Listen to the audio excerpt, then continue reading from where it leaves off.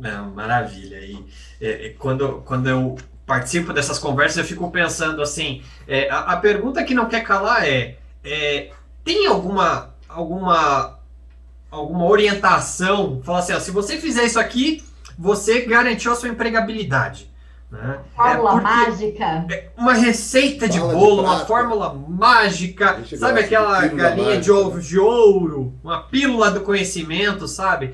E aí eu sempre fico tentando construir alguma coisa para falar assim, não, olha, mas veja bem, né, se você tem essas opções, avalia melhor e sempre em conversas, em discussões. E o mais interessante é que por mais que você traga situações que podem ser diferenciadas e empreendedoras, muitas vezes a pessoa ela não quer aquilo, porque aquilo já não está não está na área de conforto dela.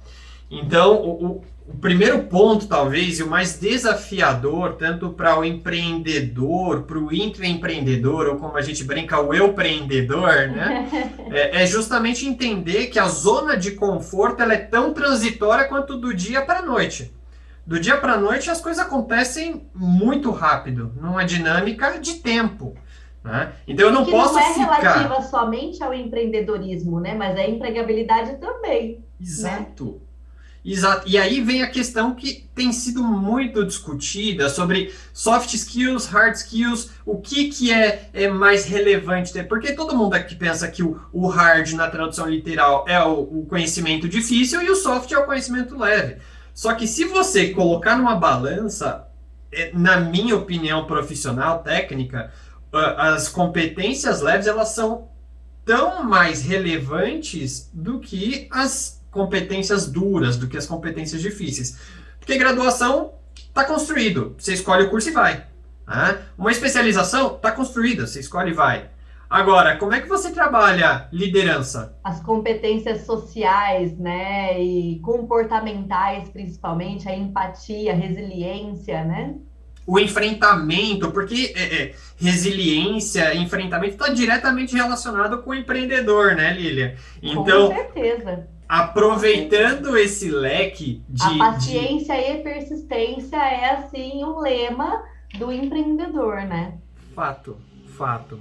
E pensando nessa sequência, nessa linha de raciocínio, tem alguma exigência ou quais são as exigências para ser um profissional diferenciado no empreendedorismo?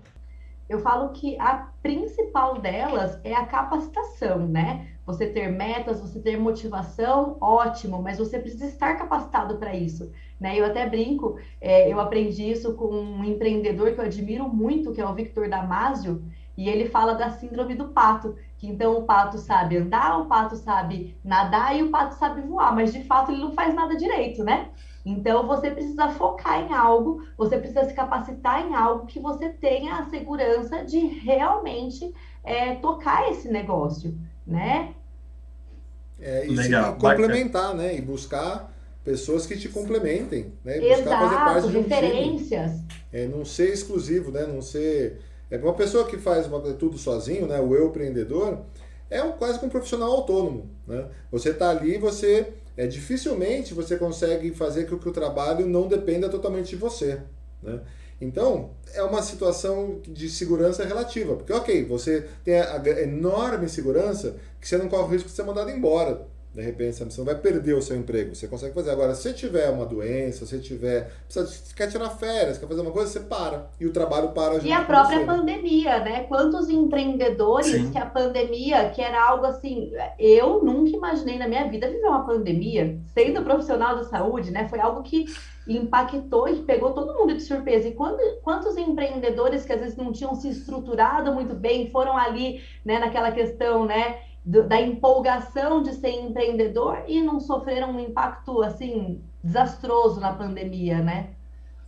Sim, empresas enormes, empresas consolidadas globalmente tiveram impactos absurdos com relação à pandemia, mas que também muitas pessoas jurídicas, né, por assim dizer, se recolocaram, se estabeleceram, pessoas que estavam já olhando o mercado de saúde mental, saúde emocional, aplicativos.